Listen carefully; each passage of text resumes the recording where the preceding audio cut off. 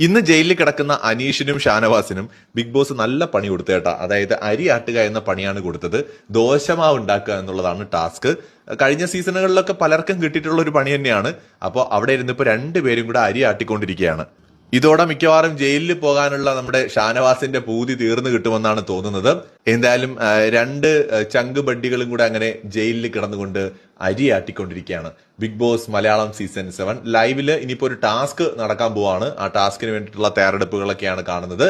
ഈ ആഴ്ച weekend എപ്പിസോഡിന്റെ shoot ഇന്ന് നടക്കുന്നു എന്നാണ് സൂചന. എവിക്ഷൻ ഒക്കെ നടന്നു എന്ന് കേൾക്കുന്നുണ്ട്, ചില പേരുകളും കേൾക്കുന്നുണ്ട്.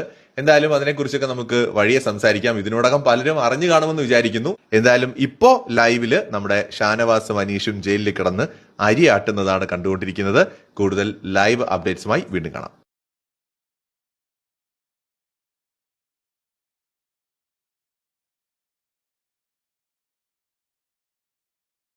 അടുത്ത ബിഗ് ബോസ് ലൈവ് അപ്ഡേറ്റിനായി എല്ലാവരും പേജ് ഫോളോ ചെയ്യാൻ മറക്കരുത്.